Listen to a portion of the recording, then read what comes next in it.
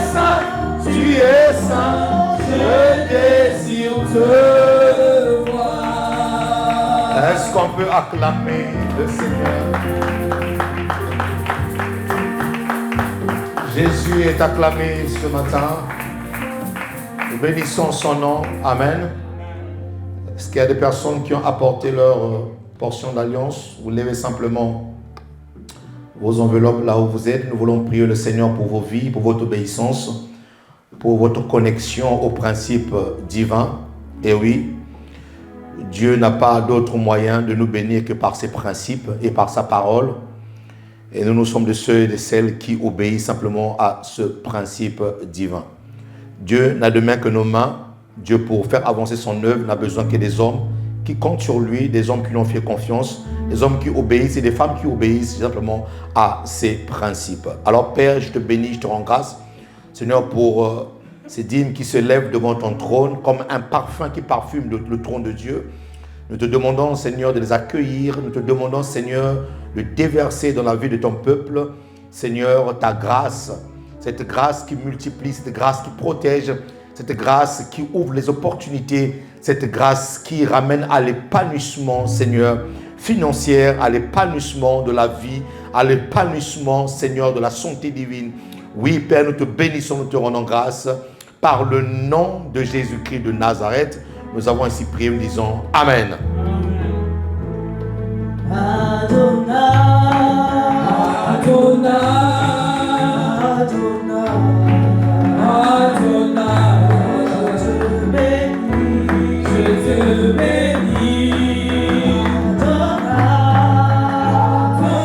Adonai,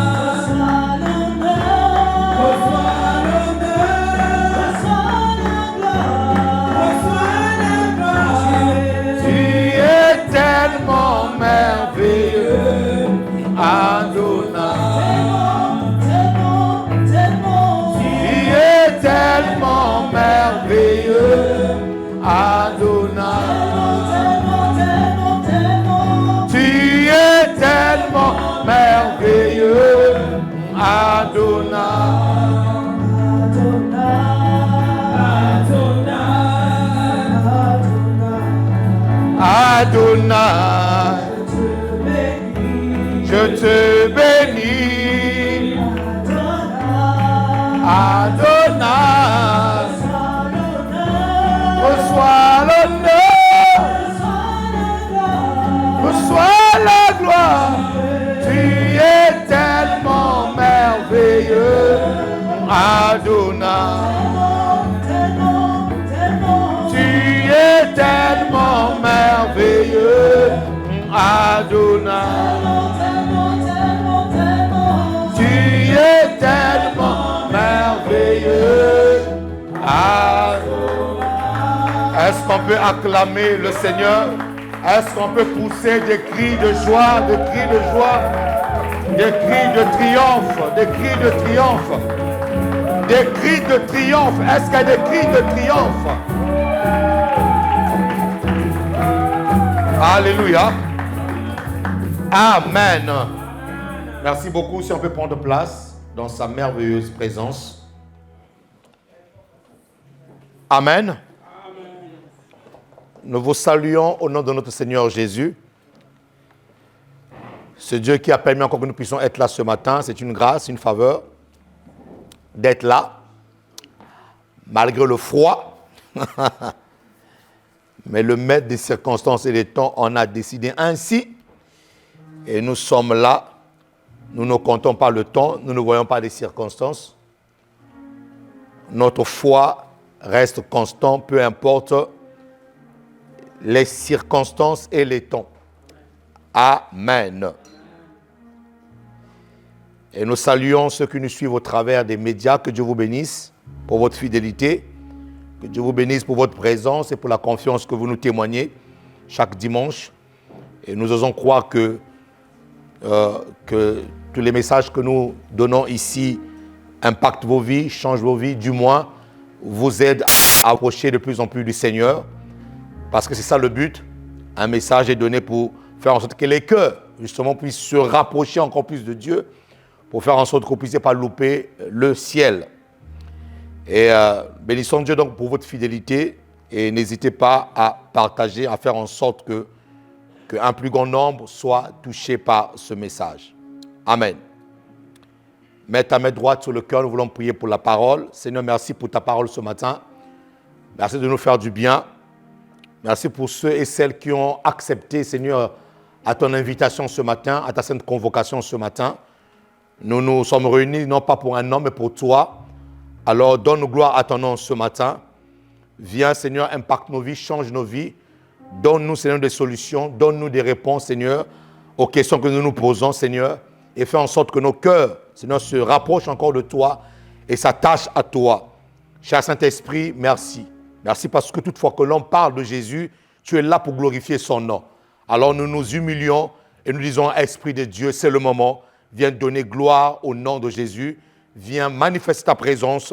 Viens guérir, viens relever, viens toucher. Viens faire en sorte que, Seigneur, que ton Église, Seigneur, puisse ressembler à toi. Au nom de Jésus, nous avons ici prié, nous disons Amen. Nous acclamons le Seigneur pour sa parole. Sa parole. Amen. Alors nous voulons passer à la parole du Seigneur. Nous voulons tout simplement recevoir la pensée de Dieu, la pensée de l'Esprit. Et durant l'année 2023, nous avons en long et en large parlé sur la grâce. Je peux vous assurer que le sujet de la grâce n'est pas encore fini, n'est pas encore terminé.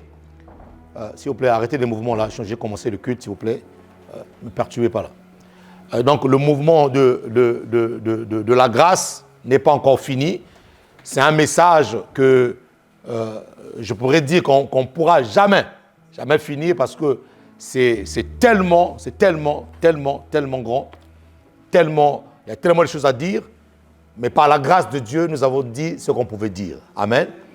Et j'espère que vous avez été bénis, et j'espère même pas parce que j'ai eu des témoignages de ce que ce message-là a fait dans la vie de plusieurs personnes, de ceux qui sont ici, ce que j'ai béni Dieu, même de ceux qui nous suivent au travers des médias. On a eu des retours. Vraiment, nous bénissons Dieu pour ce qu'il a fait. Et je sais une chose, c'est que lorsque Dieu veut faire quelque chose dans la vie de son peuple, c'est que Dieu commence d'abord par envoyer la parole. Voilà. C'est vrai qu'il y a des moments où Jésus faisait des miracles instantanément, sans prêcher, mais vous allez remarquer que dans la méthodologie même de Dieu, lorsque Dieu veut faire un miracle, vraiment dans le temps, dans la vie de son peuple, qu'est-ce qu'il fait? Il envoie toujours sa parole. Il envoie toujours sa parole. Et donc, vraiment, nous bénissons le Seigneur pour ce que Dieu a fait dans la vie de plusieurs. Est-ce qu'on peut acclamer Dieu justement pour le message de la grâce? Le message de la grâce. Le message de la grâce qui a été donné. Alors, donc, nous avons un nouveau thème qui va commencer cette année. Chaque année, Dieu nous donne des thèmes. Et vous savez que c'est vraiment une méthodologie d'un enseignant. Un enseignant, une personne, un pasteur qui est un pasteur enseignant, qui veut que le message de Dieu soit saisi par l'Église. Il prend vraiment le temps à le prêcher pendant une année, pendant 2 ans. Il y en a qui le font pendant 6 mois, il y en a qui le font pendant 3 mois, qui prennent un message pendant 3 mois, 6 mois. Pour la grâce, par exemple, nous avons fait toute une année où nous avons parlé de la grâce. Et là, Dieu nous donne un nouveau thème en ce qui concerne le réveil de l'esprit. Le réveil de l'esprit. Dieu veut que son peuple soit vraiment réveillé. Alors, je ne sais pas combien de temps que ça prendra. Ça pourra prendre 6 mois, ça pourra prendre 5 mois, ça pourra prendre une année, selon ce que le Seigneur nous conduira. Amen. Le pas de la foi consiste simplement le pas de la foi consiste à marquer le premier pas et de laisser Dieu justement nous conduire. Voilà. Nous marchons par la foi, nous ne marchons pas par la vue. Dis avec moi le réveil de l'esprit. Un sujet ô combien important. Ça sera un message qui va en même temps vous mettre dans le contexte de la situation dans laquelle nous sommes en train de vivre. Et le Saint-Esprit avait commencé à me parler sur les subtilités du réveil. Parce que beaucoup de personnes croient qu'ils sont réveillés, Mais ils sont vraiment endormis. Ils sont vraiment endormis. Le réveil de l'esprit ne consiste pas seulement à venir à l'église. Non, non, non. C'est beaucoup plus profond que ça. Voilà. Le réveil de l'esprit ne consiste pas seulement à venir à l'église. Venir à l'église, c'est une chose. Mais être réveillé, c'est une autre chose aussi. Voilà. Le réveil de l'esprit est une attitude. C'est une manière d'être. Une manière de faire. Déjà, une manière d'être déjà. Parce qu'avant de faire, il faut être. Donc, quand on parle du réveil de l'esprit, c'est déjà une manière d'être. Voilà, une manière d'être. Il y a une manière d'être vis-à-vis de Dieu. Quand tu l'adoptes, on sait que celui-là est un vrai chrétien. On sait que celui-là est réveillé. On sent que celui-là est une personne qui cherche le cœur de Dieu. On sent que celui-là est une personne qui vit sur la terre, mais qui sait que toutes ces choses-là passeront un jour et que la finalité, ce n'est pas ce que nous voyons aujourd'hui. La vérité, ce n'est pas ce que je vois, la vérité est en Christ Jésus. Donc, le réveil de l'esprit, c'est une attitude. Une attitude qui commence par une manière d'être d'abord. Avant de faire, il faut être. Qui me dit amen? Et il est vraiment lamentable et déplorable lorsque nous voyons le comportement de certains chrétiens qui disent qu'ils sont réveillés, mais quand on voit leur comportement, lorsqu'on voit leur manière d'être, et même lorsqu'on voit leur manière de servir Dieu, et même lorsqu'on voit leur manière d'adorer Dieu, et même lorsqu'on voit leur empressement pour la chose divine, leur empressement pour la chose de Dieu, tu te dis que les chrétiens sont endormis. Ouais, les chrétiens sont endormis. C'est pour ça que je vous dis que être réveillé, c'est beaucoup plus de venir à l'église. Non. Être réveillé, c'est une attitude qui commence par l'être. L'être. C'est pour ça qu'on parle du réveil de l'esprit. Et vous allez remarquer une chose, c'est que esprit ici, nous ne l'avons pas mis avec un grand E. Parce qu'il s'agit ici d'un esprit humain. Voilà, on parle de l'esprit humain ici, là. On ne parle pas du grand esprit. Hein? On ne peut pas dire du grand esprit qu'il doit être réveillé parce qu'il est déjà réveillé. En lui-même déjà, le grand esprit de Dieu, en lui-même déjà est le réveil. Il est le réveil des nations. Donc sans lui, il n'y a pas de réveil. Donc ici, le réveil de l'esprit, ici, il s'agit de l'esprit de l'homme. Ce que l'apôtre Paul appelle l'homme intérieur.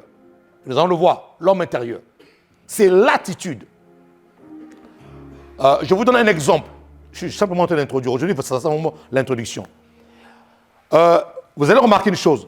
C'est que Dieu donne la promesse à son peuple de sortir de la terre d'Égypte, qui est le monde, l'Égypte qui est le type du monde, et de les ramener vers la terre promise, qui est le type de la Jérusalem céleste.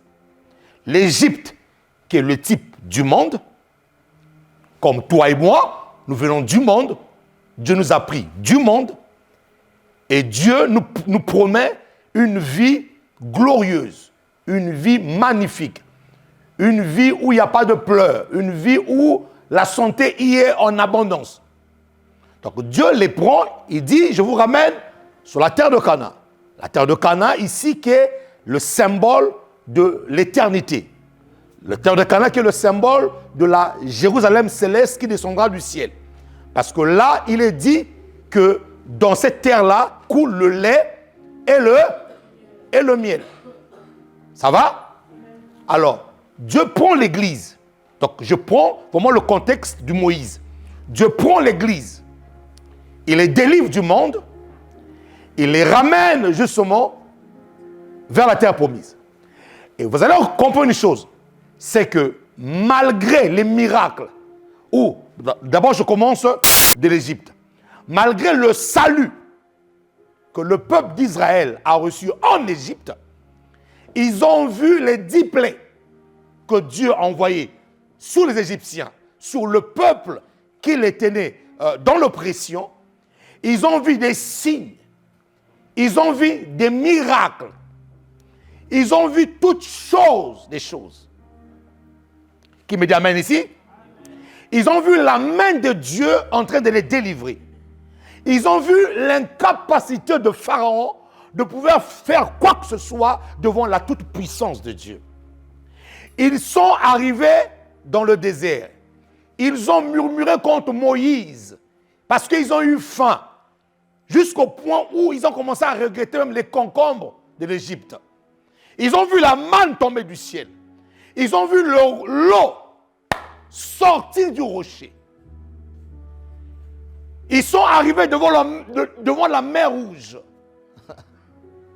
Ils ont vu l'armée de Pharaon, leurs ennemis, leurs détenteurs, les rattraper jusqu'à la mer Rouge.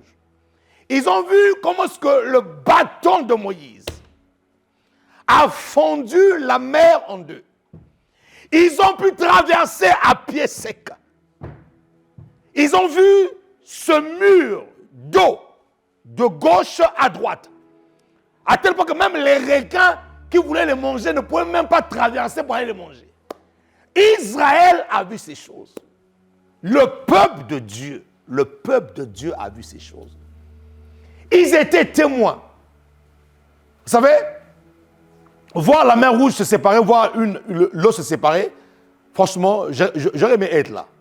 Et il y en a même qui disent aujourd'hui, sinon j'aurais aimé être là, ça se trouve que ma foi n'allait pas être celle qu'il est aujourd'hui. Faux.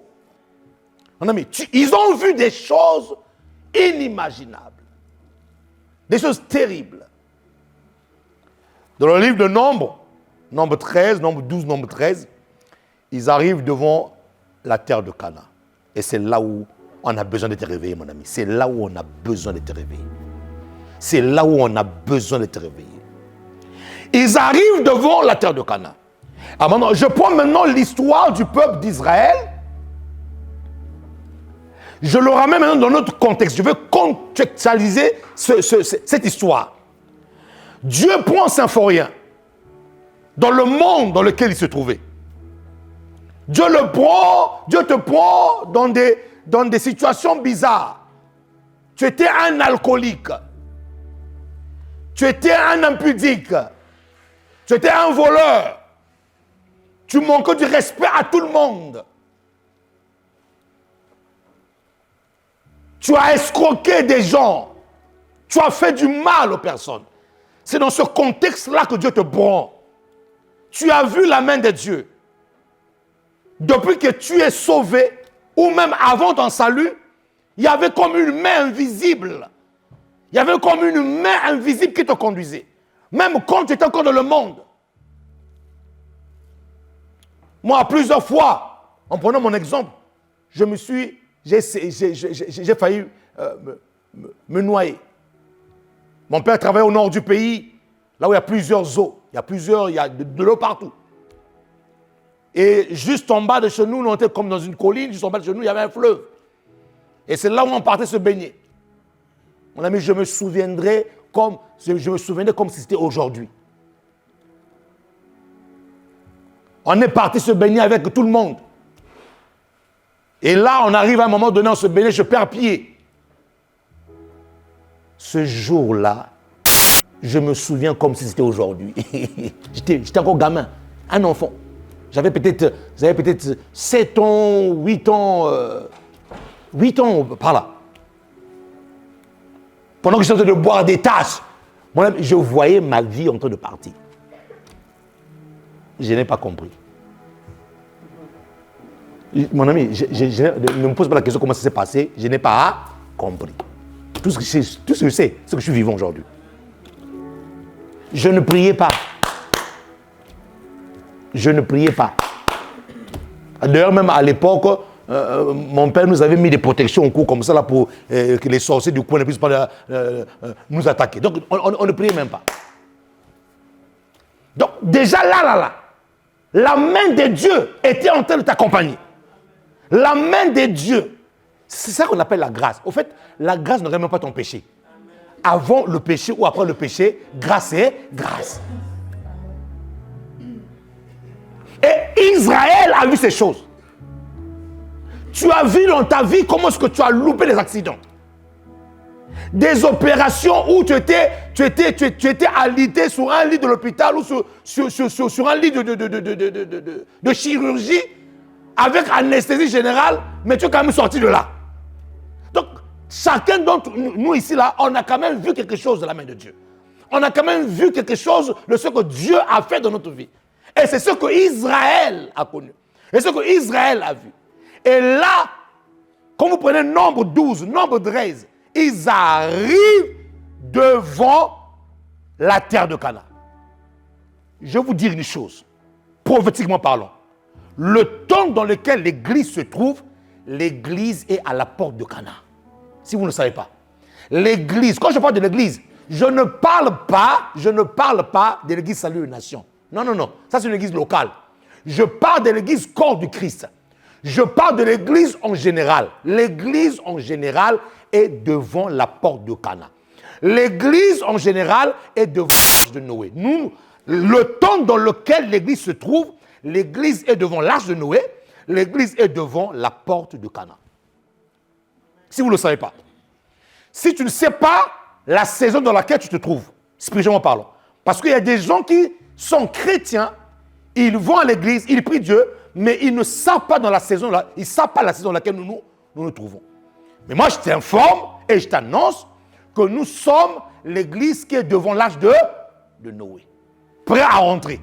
Nous sommes l'église qui est devant la terre de Cana. Maintenant, ils sont devant la terre de Cana, qui est le symbole de la Jérusalem céleste, ou de la nouvelle Jérusalem. Le pays où coule le lait et le miel. Le terminus, suivez très bien, le terminus, l'endroit que Dieu a prévu pour son peuple. Comme il avait dit à Abraham, je donnerai cette terre à ta postérité. Ils habiteront cette terre-là. D'accord? Et toi et moi, Jésus a dit une chose qui est formidable, c'est qu'il est parti auprès du Père, il est parti nous préparer une place. Et toi et moi, je te dis que nous sommes dans la saison où nous sommes en train de rentrer pour aller occuper ces places-là. Donc maintenant, je te ramène dans la configuration de la terre de Cana. En fait, si tu veux, je suis en train de prendre la terre de Cana pour t'expliquer, pour t'introduire dans ce réveil de l'esprit. Ils arrivent avec toutes les promesses de Dieu devant la terre de Cana. Alors, on envoie les espions. Chaque tribu, les 12, on a pris un espion pour chaque tribu pour aller explorer le pays et pour aller voir exactement si réellement ce pays-là est le pays que Dieu avait promis. Alors, les espions qu'ils ont envoyés à la terre, sur la terre de Cana, est le symbole. Pour que je puisse ramener dans notre contexte, ce sont des personnes aujourd'hui que Dieu a ravies en esprit. Il y a des gens aujourd'hui qui ont vu le ciel. Il y a des gens aujourd'hui que Dieu avait ravis en esprit qui ont vu le ciel. Il y a des gens qui ont même marché au ciel, on a des témoignages aujourd'hui, des gens qui ont vu des anges, des gens qui ont vu que véritablement le ciel était réel, des gens qui ont fait des songes et des gens qui ont été ravis en esprit que Dieu a ramenés. Je prends l'exemple de ce pasteur nigérien qui était mort à l'époque où Renard Bonke faisait encore ses croisades. Il est parti faire une croisade au Nigeria et à cette époque, en ce moment-là, ce pasteur-là était mort. Je vous ai expliqué ici, là. Avant d'aller prêcher, il s'était disputé avec sa femme et là, il a fait un accident. Dieu l'a pris, Dieu l'a montré l'enfer et Dieu l'a montré le paradis. Et Dieu lui disait même que toi, pasteur qui a prêché la parole de Dieu, normalement, ta place, tu allais te trouver en enfer. Mais pourquoi? Mais parce que tu t'es disputé avec ta femme, vous ne pouvez même pas demander pardon. Donc si moi je te garde ici là, tu vas en enfer. Ah, pasteur, t'es sérieux? Une dispute? Oui. Vous qui gardez les gens dans vos cœurs là, vous qui ne voulez pas pardonner les gens là, vous qui avez du mal à libérer vos cœurs pour pardonner, ça là, tu peux louper le ciel avec ça. Quand ce pasteur là témoignait, j'avais la chair de poule, je dis, ils sont disputés, ils n'ont pas demandé pardon. J'ai dit, même moi, là où j'étais, j'ai dit, pasteur, j'ai dit Dieu, ça là, il va louper le ciel, il loupe le ciel pour ça. Mais je te renvoie. Je te renvoie. Et comme cette femme avait une telle foi, il a ramené sa femme là où doucement le révérend Bonke faisait sa compagne. Et là, l'onction qui était là, la puissance qui était là, l'homme est revenu à la vie. Et c'est lui qui raconte. C'est lui qui raconte comment est-ce qu'il a vu l'enfer, comme ce qu'il a vu le paradis. Donc, ces personnes-là qui ont déjà vu le ciel, ces personnes-là qui ont vu les anges, qui ont vu les rues pavées en or, avec du diamant, qui est au ciel, ces personnes-là sont comme pour nous des espions qui sont partis explorer la ville. Donc, si même tu as du mal à comprendre la parole de Dieu, crois-moi au témoignage des personnes qui ont vu que Dieu a ravi en esprit, qui sont partis explorer le pays. Et donc, je reviens dans le contexte de la terre de Canaan. Ils ont envoyé 12 espions. Les espions qui, pour nous, aujourd'hui, sont des personnes qui ont vu, que Dieu a montré en vision. Que les personnes qui ont vu le ciel, et le ciel existe. Écoutez-moi très bien. Moi, même si je n'ai jamais vu le ciel dans un songe, ou je n'ai jamais... Mon ami, dès que la Bible le dit, je le crois, ça. C'est ma foi. Je n'ai pas besoin de voir pourquoi. La Bible le dit, je crois en ça. Il y a un homme de Dieu qui disait, en plus il a une très grande église, qui disait, moi, avec les nombres de membres que j'ai là, j'ai jamais vu Dieu, Jésus face à face, j'ai jamais vu le ciel, j'ai jamais vu. Je crois. La Bible le dit, je le crois. Ces espions-là partent, ils reviennent, ils disent oui, le pays est exactement ce que Dieu nous avait promis. Le lait et le miel coulent. Et pour votre information, quand on dit le lait et le miel coulent, ce n'est pas le lait et le miel véritablement qui coulent là-bas. Non, non. Ça veut dire que le lait et le miel, c'est le symbole de la richesse. Donc il y a vraiment la richesse dans le pays, il y a vraiment l'abondance dans le pays. Mais seulement, là, il y a des géants. Il y a des géants, des fils d'Anak, de la race de Goliath. C'est eux qui occupent le pays. Et qu'est-ce qui se passe là? Le peuple est effrayé. Dis-moi le réveil de l'esprit. Dis encore le réveil de l'esprit. Beaucoup de personnes seront devant la porte des cieux, mais beaucoup n'y rentreront pas. Pourquoi? Parce que ces personnes n'étaient pas réveillées. Qu'est-ce qui se passe? Il y avait Josué et qui? Et Caleb. Des 12 tribus, 10 ont donné un rapport vrai. C'est vrai qu'il y avait véritablement le pays que Dieu nous a donné. Mais les 10 ont commencé à effrayer tout le peuple parce qu'ils ont vu des géants fils d'Anak.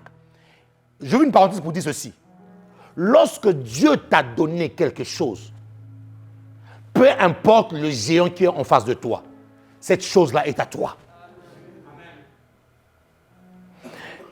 Et Dieu, lorsqu'il te donne quelque chose, il te donnera aussi avec la force de terrasser la personne qui occupe cette chose-là. La personne qui détient la chose, ou le maître qui détient la chose-là, Dieu te donnera la capacité de le vaincre aussi. Alors, qu'est-ce qui se passe? Ce qui se passe, c'est que les 10 autres sont troublés et leur tribu avec. Mais il y a 2 jeunes hommes qui sont là, qui s'appellent Josué et Caleb.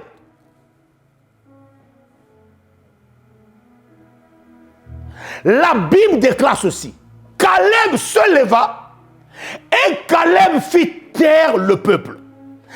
Caleb a commencé à rappeler au peuple ce que Dieu avait dit. Je vais dire à une personne ici là. Quand tu es dans les difficultés et que tu ne vois rien du tout, souviens-toi de ce que Dieu t'avait dit. Caleb n'était pas amnésique. Caleb n'a pas oublié ce que Dieu avait dit. La Bible déclare, il fait taire le peuple. Il dit, levons-nous et emparons-nous du pays. Maintenant, lorsque Dieu arrive pour témoigner de Caleb, parce que Dieu avait dit à Caleb, Lorsque Caleb a reçu la promesse de Dieu, il avait à peu près 45 ans. Et lorsque Caleb est rentré en possession de la promesse de Dieu, Caleb avait pratiquement le double. Je veux encourager une personne ici, là, toi qui es fatigué, qui a reçu la promesse de Dieu il y a seulement 3 ans. Papa, je suis fatigué. Écoutez, il y a des gens qui ont fait 40 ans en dehors de la promesse de Dieu. Oh. Est-ce que pas quelqu'un ici là? Il y a des gens qui ont fait plus de 40 ans en train d'attendre la promesse de Dieu. Toi, 2 ans déjà, la foi là, il n'y a plus de foi. Allô mon frère, allô ma soeur, ça va? Vraiment, Dieu seul sait. Non. Garde la foi. Garde la foi. Lorsque Dieu parle de Caleb, écoutez le témoignage de Dieu sur Caleb.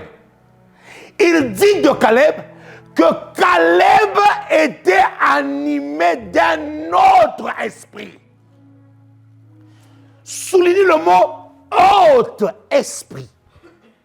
Caleb était animé d'un autre esprit. Mon fils, tu peux me retrouver ce verset-là. C'est dans Nombre 13. Je veux qu'on le lise. Je ne t'ai pas donné ça, mais le Saint-Esprit m'a conduit dans cette introduction de cette manière-là. Nous sommes dans Nombre 13, Nombre 13 ou 14, mais c'est Nombre 13, je pense. Tu peux me le mettre sur le rétro-projecteur. Dis avec moi le réveil de l'esprit. Dis avec moi le réveil de l'esprit, mon ami. Très bien. Ce réveil de l'esprit-là, ça va pas seulement être t'es qui, recevez l'esprit. Non, mon ami. Ça va être dans ta conscience. Il faut que ta conscience se réveille. Parce que beaucoup de personnes sont tombées sous le feu du Saint-Esprit, ils sont relevés, ils sont restés pareils. Et parce que, tu peux remonter un peu plus haut, avant ce verset. Là, c'est 24, dans le verset 23.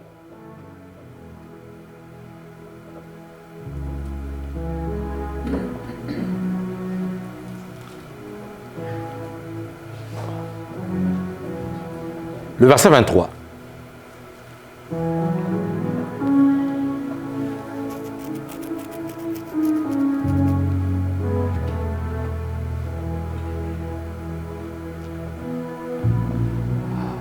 Bon, si tu n'arrives pas à trouver, c'est pas grave. Tu laisses le verset 24. Laisse-la. C'est bon? Tous ceux-là ne verront point le pays que j'ai juré à leur père de leur donner. Tous ceux qui m'ont méprisé ne le verront point. Je vais déjà là. Comment est-ce qu'ils ont méprisé Dieu? Ils ont méprisé Dieu par leur attitude. En fait, ils n'ont pas cru, ils ne se sont pas appuyés à la promesse de Dieu. Toutes les fois que Dieu te promet quelque chose et que tu n'y crois pas, mon ami, tu es en train de mépriser Dieu. Et, suivez-moi, pourquoi est-ce que nous parlons du réveil de l'esprit? Parce que là, ce peuple-là est devant la terre de Canaan qui est le symbole de la nouvelle Jérusalem. C'est-à-dire que le peuple est prêt à entrer. Tel que nous sommes là, dans cette saison, l'église corps du Christ est prêt à entrer dans la nouvelle Jérusalem céleste. Mais devant nous, il y a des géants. Il y a des géants de la foi qui nous empêchent de pouvoir garder la foi afin que Jésus-Christ puisse venir nous trouver dans la foi. Il y a des géants du chômage. Il y a des géants de la maladie. Il y a des géants de la conjoncture actuelle qui fait que les taux se resserrent, où les enfants de Dieu commencent à perdre leur foi. Il y a le géant de la famille qui est en train de servir le monde. Il y a le géant des factures qui ne font qu'augmenter. À tel point que même quand tu te lèves le matin, mentalement, tu es tellement fatigué que tu n'as même pas le courage de venir prier le Seigneur. Il y a tellement de géants. Mais pourtant, nous sommes à la porte d'entrée de la nouvelle Jérusalem céleste.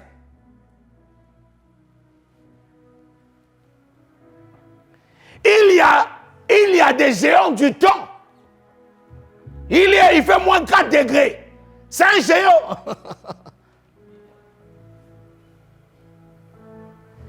Et le peuple est prêt. Mon ami, je prends mon temps d'introduire.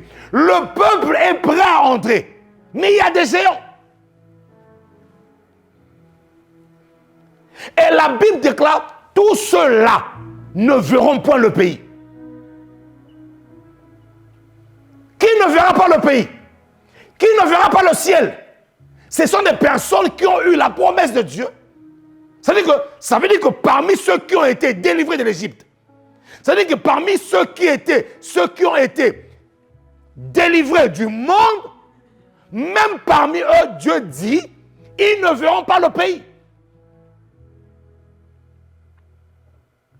Parmi ceux que Dieu a pris dans le monde, elle les a ramenés dans le salut.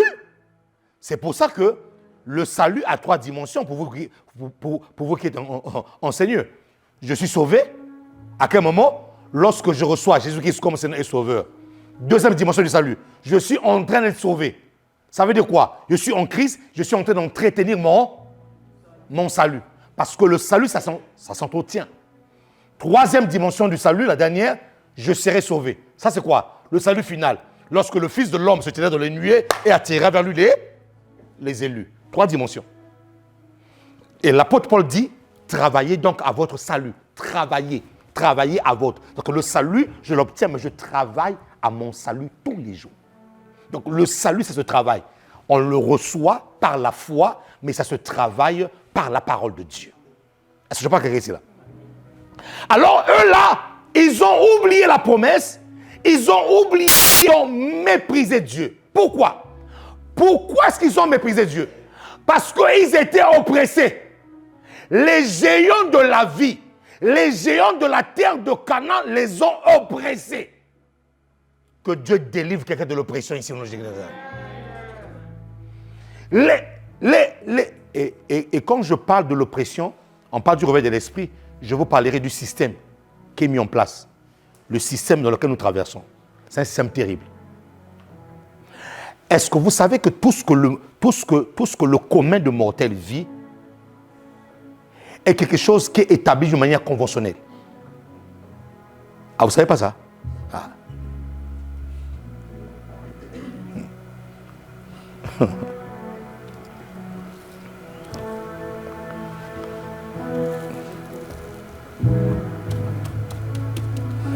Il y a des choses que Dieu n'a jamais établies.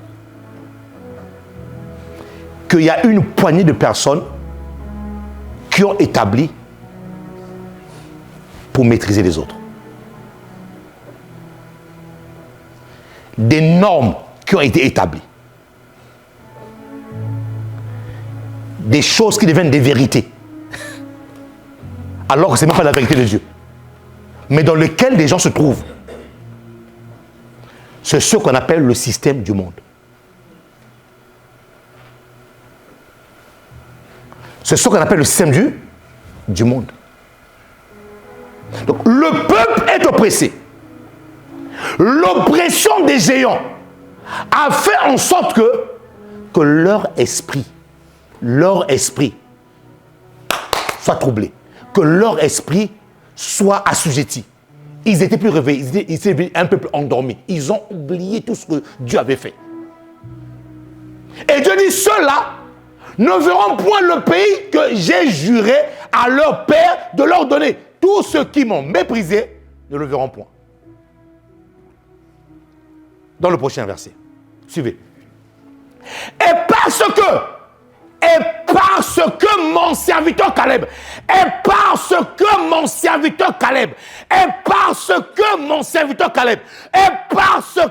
oh Seigneur, dans toute cette multitude-là, Seigneur, qu'il y ait, et parce que mon serviteur, qu'il y ait quelqu'un, et ce quelqu'un, Seigneur, que ce soit moi-même. Je ne sais pas si tu dis-le pour toi-même, Seigneur, que ce serviteur-là soit ma vie, soit moi, que tu puisses parler de moi. Il dit, et parce que là, Dieu a vu que, mon ami, le réveil de l'esprit là, ce n'est pas pour tout le monde. il y a des gens qui sont réveillés. Il y a des gens qui sont réveillés. Et parce que mon serviteur Caleb, suivez, a été animé d'un autre esprit. Donc, tous ceux-là qui étaient en train de crier au secours, en train de dire que Dieu nous a abandonnés, avaient aussi un autre esprit. Et parce que mon serviteur Caleb a été animé d'un autre esprit et qu'il a pleinement suivi ma voix, voyez, ceux qui sont animés d'un autre esprit font quoi? Suivent pleinement la voix. Notez bien que le mot voix ici veut dire instruction. Donc lorsque un esprit qui est réveillé est un esprit qui suit pleinement l'instruction. Un esprit réveillé suit l'instruction de Dieu. Quand vous voyez à l'église, ici, quand vous voyez à l'église, je prends l'église locale comme Salut Nation, le pasteur se met devant la chair, selon l'esprit de Dieu qu'il a reçu, il donne une instruction. Quand vous voyez des gens ne pas suivre l'instruction qui a été donnée à l'église par son serviteur, ils sont endormis. Ces personnes, je vous dis, ces personnes sont endormies. Parce que Caleb était animé d'un autre esprit et il a fait quoi? Il a fait quoi? Mon ami, aidez-moi à prêcher. Il a fait quoi? Il a suivi l'instruction. Donc, toutes les personnes qui ne suivent pas l'instruction donnée par la bouche d'un serviteur de Dieu, donnée par, je dis par la bouche d'un esprit de Dieu qui a été inspiré par Dieu, bien sûr, parce que la parole, c'est parole. Il y en a qui disent tout et n'importe quoi, donc il faut aussi avoir l'esprit de discernement. Mais quelqu'un qui a cherché la face de Dieu, qui a reçu un mandat de Dieu, qui a reçu une parole instructive de l'Église, tous ceux qui ne suivent pas cette instruction-là sont endormis. Ils ne sont pas réveillés. Et ces personnes-là ne verront pas le pays. Ils ne verront pas le pays. Ils ne pourront pas bénéficier des grâces qu'il y a dans ce pays-là. La Bible déclare, il a suivi pleinement suivi ma voix. Et Dieu va plus pour dire, je le ferai entrer dans le pays où il est allé et ses descendants le posséderont. Deux choses. La première chose, c'est que Caleb avait un autre esprit. Deuxième chose, Caleb avait suivi pleinement la voix de Dieu. Quand nous rentrons maintenant dans l'hébreu, l'expression ici là pour un autre esprit. Esprit ici là, l'hébreu parle de attitude. C'est-à-dire que Caleb avait une attitude d'une personne qui était réveillée. Caleb avait l'attitude d'une personne qui avait gardé en mémoire toutes les paroles de Dieu. Caleb avait en mémoire tout ce que Dieu avait dit, même s'il avait en face de lui ces géants-là. Ces géants-là, il les voyait déjà être écrasés parce que Dieu leur a donné une parole. Donc il a gardé. Il a gardé la parole de Dieu. Il a gardé l'instruction de Dieu. Et Caleb, Dieu dit, il va posséder le pays. Quelles sont des personnes qui vont aller dans la nouvelle Jérusalem céleste? Qui sont des personnes qui vont entrer au ciel? Je ne suis pas Dieu pour dire qui rentrera au ciel, qui ne rentrera pas au ciel. Mais la Bible nous éclaire là-dessus. En disant que Caleb avait quoi? Premièrement, un esprit, un autre esprit. Deuxièmement, il a suivi pleinement. Donc, ceux qui viennent à l'église, qui ne suivent pas pleinement la parole de Dieu, alors, je n'ai pas envie de dire que tu vas aller en enfer. Parce que ce n'est pas moi de décider. Mais je veux que tu dises toi-même où est-ce que tu seras. Quand tu ne suis pas pleinement la voix de Dieu. Quand tu es un chrétien qui est clopon. Un chrétien, dimanche, tu es chrétien. Du lundi jusqu'à samedi, tu n'es pas chrétien. C'est seulement le dimanche matin que quand tu te réveilles, tu deviens chrétien. Pose-toi la question de savoir, est-ce que tu es en train de suivre pleinement la voix ou l'instruction de Dieu, ou est-ce que tu es ailleurs? Caleb était animé d'un autre esprit. C'est-à-dire qu'il avait un esprit réveillé. Il a su que ce temps dans lequel il se trouvait là, c'était le temps de pouvoir entrer dans la Jérusalem céleste. Il a su que ce temps dans lequel il se trouvait, c'était le temps de pouvoir posséder le pays. C'est pour ça qu'il a fait taire toutes les personnes qui étaient autour de lui. Il dit, levons-nous et emparons le pays. Je prie Dieu que Dieu te donne un esprit réveillé.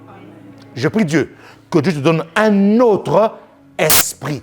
Un esprit qui est différent de ceux qui sont endormis. Pour que tu ne puisses pas louper le temps dans lequel nous sommes en train de passer. Qui peut acclamer le Seigneur de grâce ici?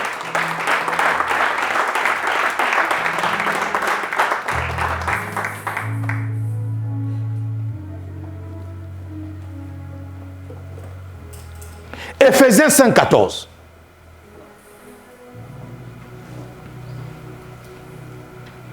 Éphésiens 5, 14. C'est pour cela qu'il est dit, réveille-toi, toi qui dors. Relève-toi d'entre les morts et Christ t'éclairera. C'est pour cela qu'il est dit. Et lorsque je l'ai introduit la dernière fois, je dis une chose, c'est que l'apôtre Paul ici est en train de donner une forme de conclusion. Il dit, c'est pour cela. Donc, c'est pour cela est la conséquence des choses que l'apôtre Paul a dit en amont. Et lorsque... Mon fils, tu peux remonter un peu? Je vais vraiment être vraiment comme à l'école aujourd'hui. Remonte au verset, va même au verset 12, même 10 par là.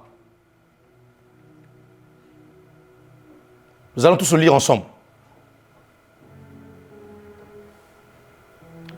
La Bible dit au verset Éphésiens 5, 10, examinez ce qui est agréable au... Chaque enfant de Dieu doit examiner ce qui est agréable à Dieu. Ce qui n'est pas agréable à Dieu, tu le prends, tu le mets dans la poubelle et tu vas jeter. Qui me dit amen ici là? Tu dois examiner tous les jours ce qui est agréable à Dieu. Pas ce qui est bon, mais ce qui est agréable. Ce que Dieu aime, ce qui touche le cœur de Dieu. Va plus loin. Et ne prenez point part aux œuvres infructueuses des ténèbres. Ne prenez pas part. Donc, chaque enfant de Dieu, lorsque tu marches, si tu vois les œuvres des ténèbres qui sont là, Dieu dit, ne prends pas part. C'est-à-dire que, comme on dit, passe ton chemin. Quand tu vois les ténèbres quelque part, passe ton chemin. Ne prends pas part aux œuvres infructueuses des ténèbres, mais plutôt condamnez-les. Tu dois condamner les œuvres de ténèbres. Lorsqu'il y a une œuvre de ténèbres quelque part, Dieu dit tu dois les condamner. Ne prends pas part. Ne te mets pas dans une position où tu risques, où les ténèbres risquent de t'engloutir. Ne pense pas que tu es plus spirituel que le Saint-Esprit. Sois comme Joseph. Qu'est-ce que Joseph a dit? Je n'ai pas dit non, je vais résister. Il a fui. Il a fui l'impudicité. Il a, à tel point que même son manteau est resté. Il a fui. Et vous savez, le Saint-Esprit me dit une chose. Le simple fait de vouloir dire que tu vas être capable de, alors que Dieu dit que tu n'es pas capable de, tu es orgueilleux. C'est de l'orgueil. Dieu dit fuyez. Toi tu dis non, c'est pas grave. C'est pas grave. C'est pas grave. C'est pas grave. Elle va dormir au coin là-bas. Moi, je vais dormir dans l'autre coin là-bas. Mon ami, Dieu dit fuyez. Donc, le seul fait que tu veux expliquer au Saint-Esprit que tu es capable de gérer, tu es un orgueilleux.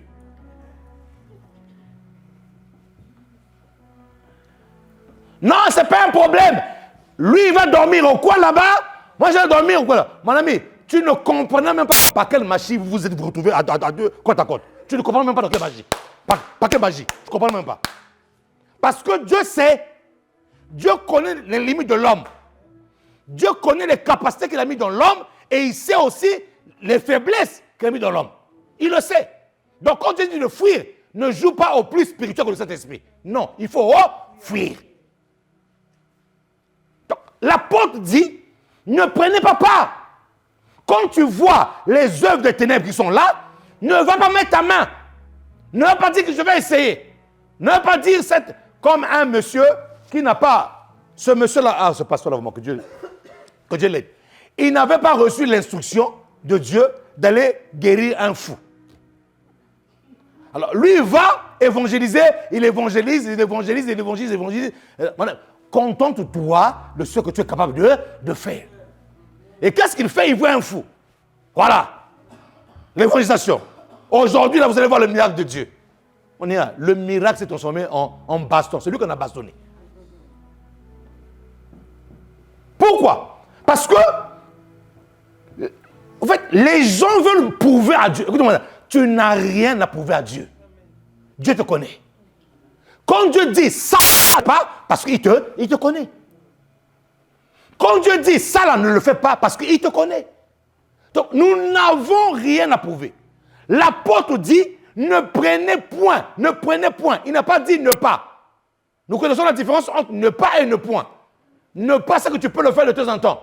Ne point, tu ne peux pas le faire. C'est-à-dire qu'il n'y a même pas l'ombre. Il n'y a rien du tout. Tu ne point. Ne prenez point part aux œuvres infructueuses. Quand tu dis ne point, parce qu'il sait que quand tu commences à prendre part à ces œuvres-là risquent de te détruire. Pas risque même, vont te détruire.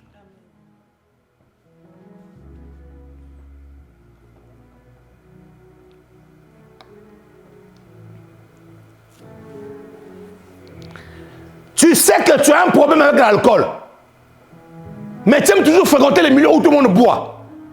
Et tu dis encore non, je vais résister. Mon ami, tu ne vas pas résister. Ne prenez point part aux œuvres infructueuses des ténèbres, mais plutôt condamnez-les. Et la plupart du temps, nous avons du mal à condamner ces choses-là parce que nous sommes entrés dans les sentiments. Vous voyez? Nous sommes entrés dans une chrétienté sentimentaliste où les sentiments briment plus que l'esprit. Et on a du mal à dire ça là, niet. Regardez un peu même dans nos milieux, dans les milieux scolaires, là où nos enfants fréquentent, là où les enfants vont à l'école. Regardez comment est-ce que nos enfants sont influencés. Regardez. Apprenez à vos enfants leur identité. Qui ils sont en Christ Jésus. Comment est-ce que les autres facilement peuvent affirmer leur identité, mais les enfants des chrétiens n'affirment pas leur identité? Ils sont embarqués par tout vent de doctrine, de vent. Non. Ne prenez point. Dites-moi point. Mon ami, même dans une phrase, quand tu mets un point, ça veut dire qu'une autre phrase va commencer. Ça veut dire que tu ne peux plus continuer la phrase. Dites-moi point. Voilà. Ne prenez point part à ces œuvres. Continue. Eh bien, condamnez-les. Allez-y. Car il est honteux de dire ce qu'ils font en secret. Plus loin. Mais tout ce qui est condamné est manifesté par la lumière. Car tout ce qui est manifesté est lumière. C'est pour cela qu'il est dit. C'est pour cela qu'il est dit. Vous voyez? Et là, l'apôtre Paul vient pour donner comme une conclusion de ce qu'il vient de dire. Donc, il vient ici, là, de mettre en lumière tout ce qui était ténèbres. Tout ce que les enfants de Dieu, tout ce qu'on ne doit pas normalement trouver chez un enfant de Dieu. Et ensuite, il dit, c'est pour cela qu'il est dit, réveille-toi, toi qui dors. Donc, un enfant de Dieu qui est en train de pratiquer les œuvres ténébreuses est dans un sommeil spirituel. Un enfant de Dieu, là où la Bible dit que tu ne commettras pas l'adultère et que lui il est en train de commettre l'adultère, cet enfant de Dieu là est dans un sommeil spirituel. Cet enfant de Dieu là est endormi. Là où Dieu dit arrête de scroquer ton frère, toi tu vas le scroquer, Dieu dit tu es dans un sommeil, tu es endormi. C'est pour ça qu'il dit réveille-toi, toi qui dors, relève-toi d'entre les morts. On va décortiquer ça. Comment est-ce qu'une personne qui était morte, là où il n'y a que des morts, il n'y a pas de vivants, mais lui doit se réveiller des morts. Tu es dans une morgue, il n'y a pas la vie. Mais je te dis, parmi les morts là, toi réveille-toi. Relève-toi là. Comment on fait là où il y a des morts, là où il y a que des morts, toi aussi tu es mort, oh mon Dieu, relève-toi parmi ces morts là. Mon ami, c'est tout un enseignement. C'est-à-dire que là-dedans, il n'y a personne qui a la vie. Il n'y a que des morts. Mais comment est-ce que Dieu va venir parler à ce mort-là? Il dit, relève-toi d'entre les morts.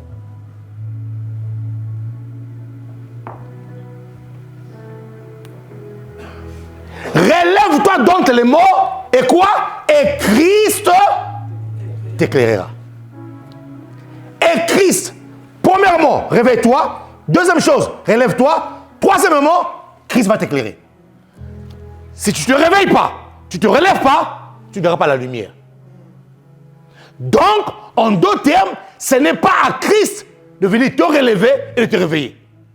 Lui, il est la lumière. Donc, c'est à toi de chercher la lumière. Oh! C'est à toi de chercher là. C'est à toi de te réveiller. C'est à toi de te relever. Et ensuite, quand tu es réveillé et relevé, la lumière peut t'aider. Et ça, le diable le sait. C'est pour ça qu'il te laisse endormir, spirituellement. C'est pour ça même pour prier, tu as du mal à prier. Quand tu veux prier, c'est là où le téléphone sonne. Curieusement, toi, ton téléphone ne sonne que le jour où tu commences à prier. Quand tu n'es pas en prière, ton téléphone ne sonne pas. Mais tu décides de dire maintenant, là, cette semaine-là, je vais faire une semaine de jeûne et prière.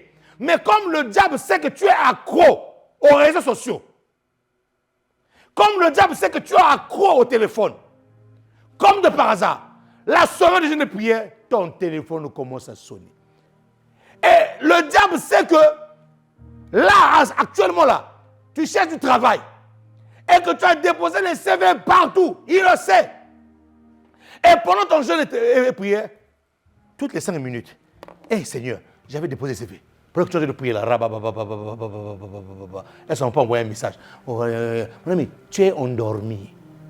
Tu n'es pas réveillé. Mon ami, le réveil là est très subtil. Ouais. L'endormissement spirituel là, c'est très subtil. Beaucoup de chrétiens pensent qu'ils sont réveillés. Ils sont endormis depuis. Regardez, je vais vous choquer. Est-ce que vous savez même venir à l'église en retard prouve que non, tu es endormi? Spirituellement pas. Parlons. Non, écoute-moi bien, je ne te pointe pas du doigt. Ce n'est pas que je te pointe du doigt, mais je dis que quand tu viens à l'église en retard, ça prouve que tu es endormi spirituellement parlant. Tu veux que je te le prouve? Dis-moi, est-ce que tu vas à ton travail en retard? Au travail, là on te donne 50 € par jour. Ou 100 € par jour, ça dépend. Il y en a qui gagnent 100 € par jour, il y en a qui gagnent 70 € par jour. Je prends la moyenne, 70 € par jour. Est-ce que tu vas en retard au travail? Oh, on a en train de parler. Est-ce que tu vas au travail en retard? Mais pourquoi tu vas à l'église en retard? Tu sais pourquoi? Tu es endormi spirituellement parlant.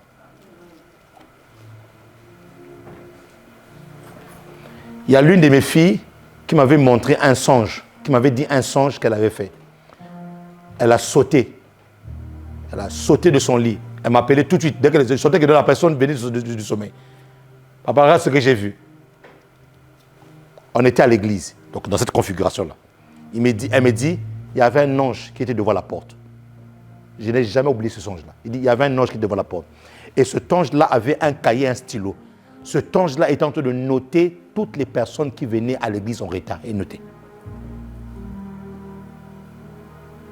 Lorsqu'elle a fini de faire sa liste, il a fermé le livre et je me suis réveillé.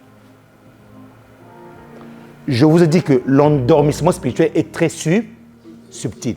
Toi, tu penses que tu es réveillé, mais tu es endormi. C'est pour ça que Dieu me faisait comprendre une chose. C'est pour rien. Le réveil spirituel que tu as prêché là, c'est pas take it. Respire. Non. Il faut que les consciences des gens soient réveillées. Il faut que les consciences soient réveillées.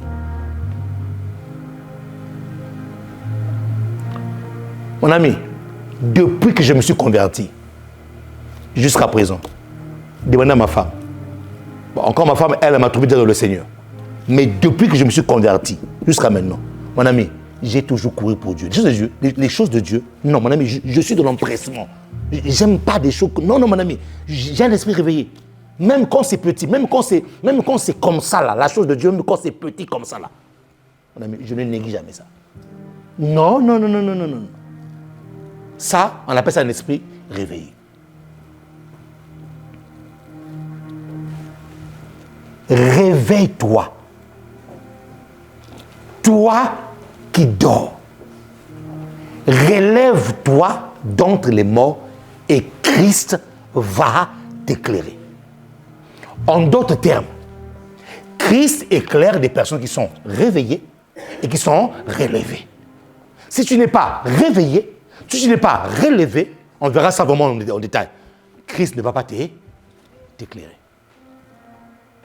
C'est pour ça que tu es dans les prières, papa, je ne comprends rien du tout de ma vie. Mais parce que tu es endormi. Parce que tu es endormi, parce que tu n'es pas réveillé, parce que tu n'es pas relevé, et la lumière ne peut pas affecter ta vie. La lumière ne peut pas, tu ne peux pas recevoir la lumière de Christ qui te montre le chemin, parce que tu es endormi. Spirituellement. Je prie Dieu, que Dieu te réveille au nom de Jésus qui Nazareth. Regarde. Note ceci. Le réveil, c'est le fait de se réveiller. C'est le fait de se réveiller. C'est le fait de passer du sommeil à l'état d'éveil. Donc, une personne qui dormait et qui passe de cet état d'endormissement à l'état d'éveil. Donc, une personne réveillée doit être dans l'éveil. C'est quoi le réveil? Le réveil, c'est le moment où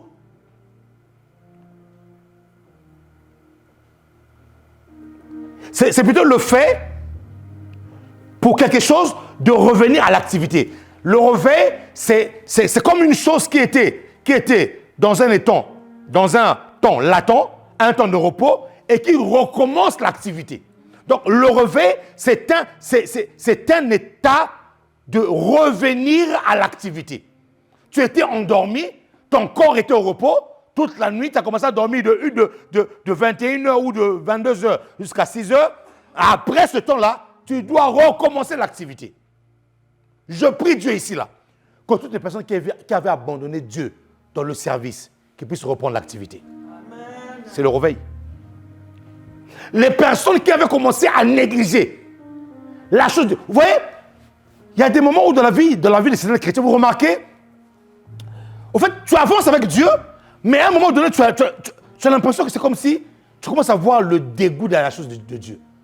Quand tu commences à voir le dégoût de la chose de Dieu, c'est un signe que tu es en train de rentrer dans un sommeil spirituel.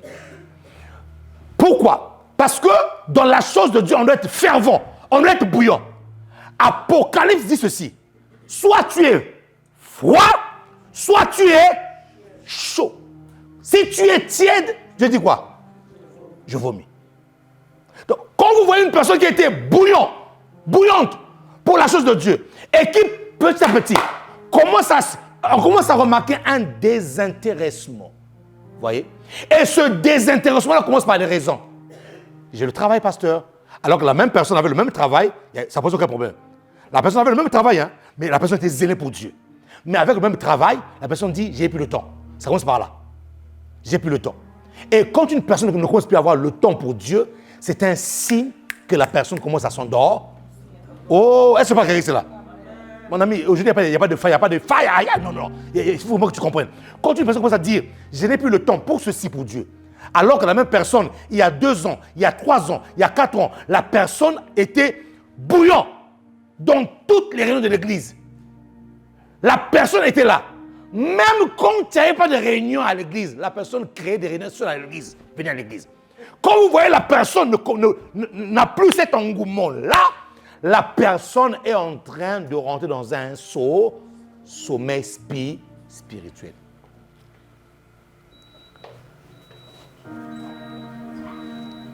Il faut arrêter ça. Merci. Mon ami, depuis que... Je ne peux que prendre mes exemples à moi-même pour que vous puissiez comprendre. Depuis que je me suis converti, jamais j'ai manqué un culte. Le jour où je manque un culte, ça veut dire que je suis dans un autre culte. Donc je suis en mission, je suis parti quand je parle du culte, dans le culte de l'église ici, là où Dieu m'a établi. Si je ne suis pas là, je suis en train d'aller prêcher ailleurs, ou je suis en voyage, je suis aller faire culte dans une autre congrégation. Mais de moi-même, écoutez-moi très bien, écoutez-moi. de moi-même. Ça, c'est moi. Pasteur, c'est mon témoignage à moi. Jamais j'ai manqué un culte parce que j'ai ouvert ma fenêtre, il faisait moins 4 degrés, je ne vais pas à l'église. Jamais j'ai fait ça. Ça, c'est moi qui parle. Mon ami, jamais j'ai manqué un culte parce que celui-là, je me suis réveillé. Je suis enrhumé. Je ne vais pas au culte. Jamais j'ai fait ça. Oh! On parle du réveil, non? Est-ce qu'on parle du réveil ici, là? Voilà. Mon ami, jamais j'ai manqué un culte. Les gens ne savaient pas. J'ai perdu ma grand-mère. Ma grand-mère maternelle, c'était une grand-mère poule. C'est-à-dire que toutes les vacances, de chaque année, les grandes vacances, elle prenait tous ses petits-enfants. Cette maman-là, cette grand-mère-là a vécu plus de 80, elle a atteint 90 ans. Une femme au cœur d'or. Nous, on l'appelait Mankaka. Non. Ça dit que cette maman-là, mon ami, le jour où je l'ai perdue, je n'étais pas en voyage, je suis resté là. Mon ami, les gens n'avaient même pas su, quand je suis venu prêcher cela, que j'avais perdu quelqu'un de cher. Je n'ai pas dit que non, je ne vais pas aller prêcher. Appelle Elia, toi qui as l'habitude de me remplacer, remplace-moi. Non. Mon ami, ce jour-là, j'ai prêché, mais personne ne savait que j'avais perdu ma grand-mère. Personne ne le savait. Personne ne le savait.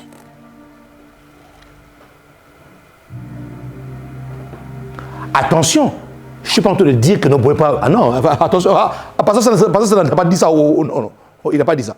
Je ne suis pas en train de dire que vous ne devez pas assister ou aller dans les funérailles des personnes qui sont mortes. Mais une personne qui a un esprit réveillé parlera comme Jésus. Laissez les morts enterrer leurs morts. Toi, va prêcher l'évangile. Ah, je vois. Tu vois, ton regard là montre que non, tu es choqué. Jésus l'a dit. Laissez les morts enterrer les morts. Toi, va prêcher l'évangile. Alors, puisqu'on parle du réveil de l'esprit, réfléchissons bien. Est-ce que pasteur Symphorien, en restant à la maison en train de pleurer sa grand-mère, sa mère, si Dieu n'avait pas décidé de le ressusciter, est-ce qu'elle allait ressusciter des morts? Oh! Donc ça veut dire que même si je restais à la maison, que je viens de prêcher que j'étais à la maison, ça n'allait rien changer. Dis-moi, c'est le réveil de l'esprit.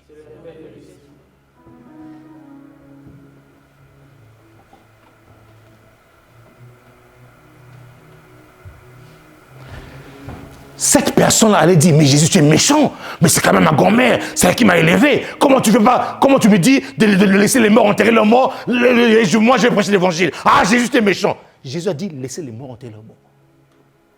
Est-ce que Jésus a dit que tu n'allais pas compatir à la douleur? Non, je n'ai jamais dit ça.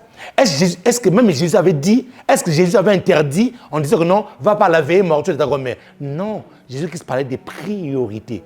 Une personne qui a un esprit éveillé va se dire que non, cette personne-là maintenant, en cet instant, a affaire maintenant avec l'éternité. Mais il y a des âmes qui sont en train de périr. Maintenant, je préfère aller sauver une âme qui est en train de périr maintenant que d'aller dans une veillée mortuaire, une personne qui est déjà morte. C'est ça que Jésus-Christ parlait.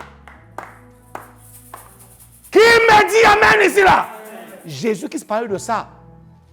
Au lieu d'être dans une veillée mortuaire où la personne est morte, où la personne a affaire maintenant avec l'éternité, laisse-moi aller gagner des âmes qui sont en train de périr.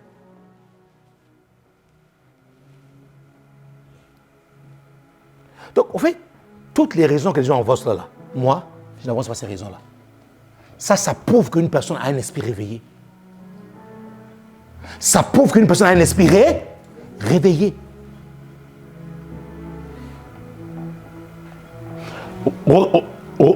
Regardez les langages des gens qui sont endormis. Lundi, on a eu une réunion à l'église. Mardi, parce que nous avons convoqué pour la réunion des dealers bergers, des AP ou la réunion des ouvriers. Jeudi, on est parti à IGD, devant le trône. Samedi, on avait cours. Dimanche, écoutez une personne qui est endormie. Dimanche, je vais me reposer. Tu es endormi. Mon ami, je te dis la vérité. Tu es endormi. C'est-à-dire que tu as compté à Dieu, tu as expliqué à Dieu que non, pendant tous ces jours-là, je me présente, ce jour-là, donc laisse-moi aussi me reposer un tout petit peu. Tu es endormi.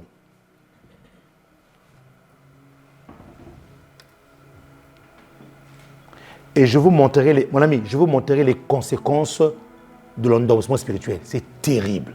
C'est terrible. Il y a des personnes, au fait, qui n'ont pas besoin de passer par une délivrance où on impose des mains. Non, non. La personne a seulement besoin d'être réveillée dans sa conscience. Je vous dis la vérité.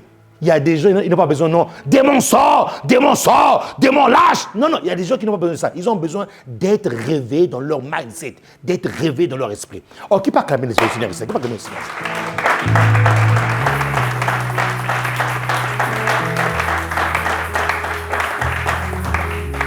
Dis-moi le réveil de l'esprit.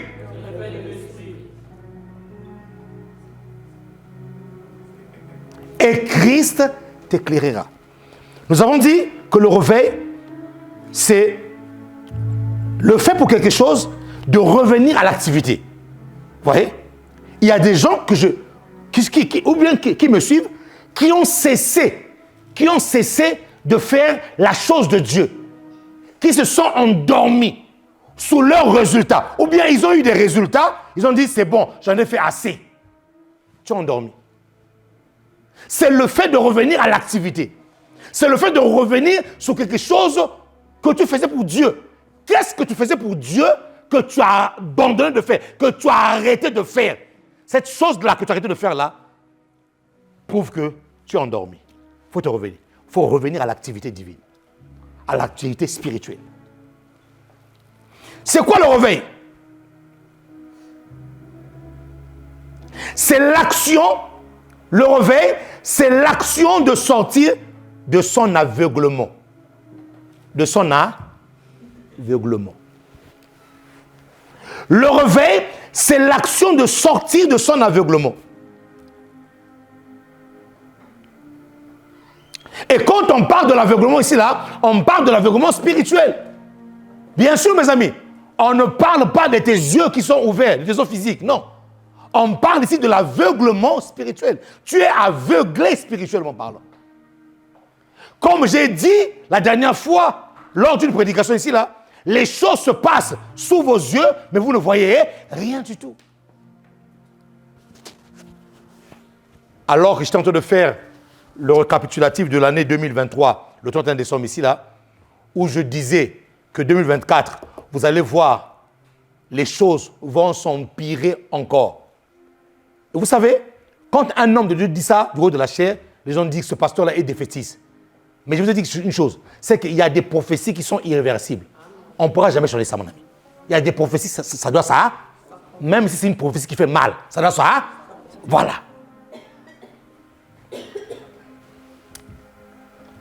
Et j'ai dit ça, une semaine après, remaniement gouvernemental.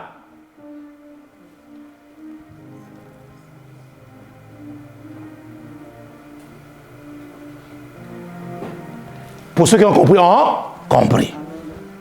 Il y a un frère qui m'écrit, pasteur, merci beaucoup pour les messages que vous nous donnez. Nous, on pense que les choses vont s'arranger, mais là, les choses sont parties là, on voit que les choses vont s'empirer encore. Une semaine après. Une semaine après.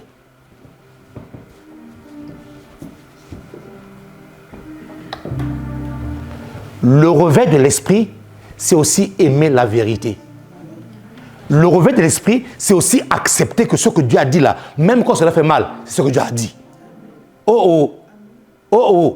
Oui, mon ami, vous allez remarquer une chose, c'est qu'il y a une tendance du peuple de Dieu à aimer les choses qui sont agréables à l'oreille. Lorsqu'on leur dit le contraire de ce qu'eux ils pensent ou de ce que Dieu veut, ça, c'est encore un signe qui prouve que les gens sont endormis.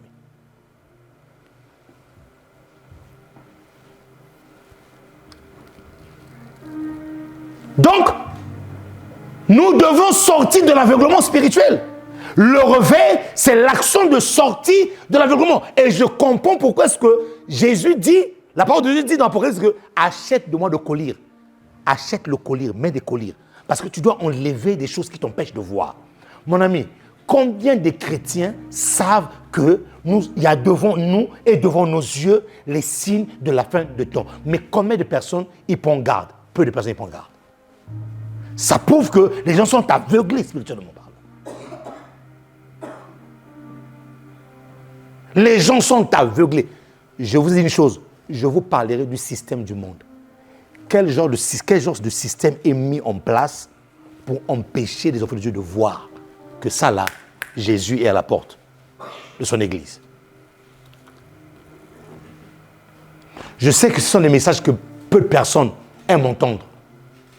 Je sais que ce sont des messages que même ceux qui sont dans le monde occulte vont dire que ce monsieur-là nous dérange. Mais on parle du réveil. On parle du réveil. Et le diable a fait en sorte que, quand on parle du réveil, c'est simplement, attention, je ne minimise pas l'action de cet esprit qui descend sur la vie d'une personne et la personne reçoit des dons, la personne est transformée. Non. Mais le diable a réussi à faire en sorte que les gens dans les églises tombent, se relèvent sans être changés. Amen. Le diable a fait en sorte que les gens à l'église reçoivent le Saint-Esprit. Recevez l'Esprit. Il a fait en sorte que les gens à l'église tremblent parce qu'il y a la présence de Dieu qui est là, mais leur cœur n'est pas changé. Donc, les gens, au fait, sont dans le sensationnel, mais ils ne sont pas dans la transformation. Les gens sont dans le toucher, mais ils ne sont pas dans la transformation du cœur. Oh, qui me dit amen ici là? Donc, quand on parle du réveil, on parle de sortie de l'aveuglement. Une personne aveugle, bon, gloire à Dieu, les techniques ont changé, les techniques ont évolué. Une personne aveugle avec son bâton peut savoir. C'est comme je connaissais un aveugle qui habitait vers le prince. Non, ce monsieur-là me faisait peur. Il me faisait très peur. Déjà, il est aveugle, mais il marchait très vite. Mais très vite. À un moment donné, un jour, je suis venu et dit, mais monsieur, faites attention. Non, le monsieur n'a pas écouté. Parce que pour lui, il est autonome. Mais il fait très peur parce qu'il marchait très vite. Ce n'est pas les aveugles qui marchent doucement. Non. Lui, il marchait très vite. Et quand la voiture venait de là où il était, il se déplaçait. Mais très vite. Sur le trottoir, tu ne fais pas attention, son bâton, il te colle. Tellement qu'il marchait vite. Gloire à Dieu. Les techniques ont évolué. Mais un aveugle, sans ces techniques-là, est perdu. À jamais. Il est dans les ténèbres. Il est aveuglé, il ne peut même pas comprendre ce qui se passe autour de lui. Il ne voit rien du tout. Je prie Dieu que Dieu te fasse sortir de l'aveuglement spirituel. Que Dieu te fasse sortir de l'aveuglement spirituel. Car il dit de sa parole, ils ont des yeux pour voir, mais ils ne voient pas.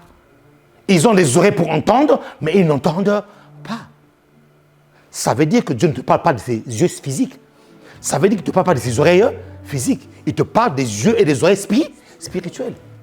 Tu dois être réveillé. Waouh. C'est quoi le réveil? Le réveil, c'est reprendre conscience de la réalité. Le réveil, c'est une prise de conscience de la réalité.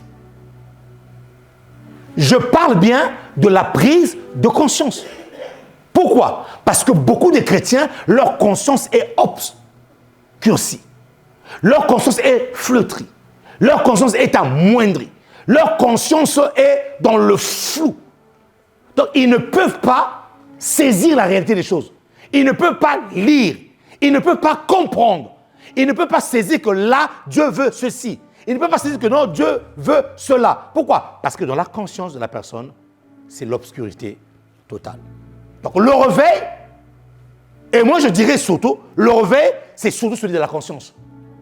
Que les gens se réveillent dans leur conscience. Acclame le Seigneur de grâce.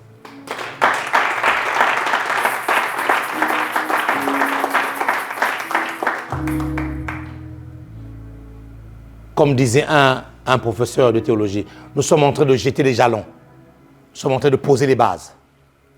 Et après, on va décoller.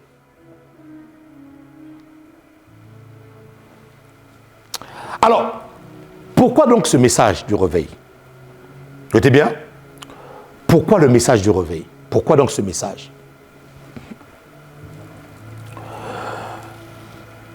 Nous allons voir quelques objectifs, en fait.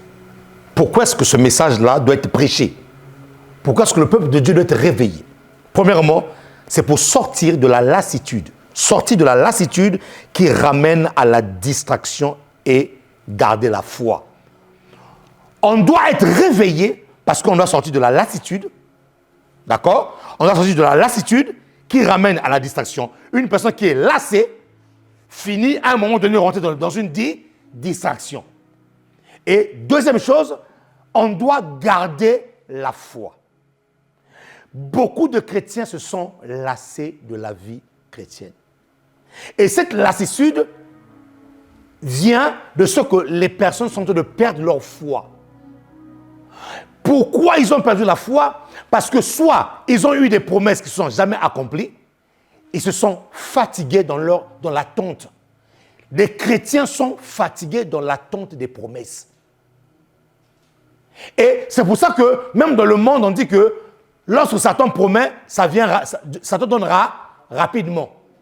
Et Dieu, lui, quand lui donne, ça met du temps pour s'accomplir. Ça, c'est le diable qui a réussi à faire entrer dans la tête des enfants de Dieu. Nulle part, vous savez, ce que les gens disent là, nulle part dans la Bible, c'est marqué. Tu vois, la lassitude, les gens finissent par se lasser parce que ils ne vivent, j'ai dit quoi? Parce que ils sont en train d'attendre les promesses qui ne s'accomplissent pas. 2, les gens se lassent parce qu'ils ne vivent pas de nouvelles expériences avec Dieu. Mon ami, depuis que tu as commencé à prier 30 minutes là, mon ami, change un peu de dimension, commence à prier aussi 1 heure du temps. Cherche à vivre aussi d'autres expériences avec Dieu. Qui me dit Amen ici là? Qui me dit Amen ici là? Oui, c'est-à-dire que les gens se lassent parce qu'il n'y a pas d'abord, la promesse tarde.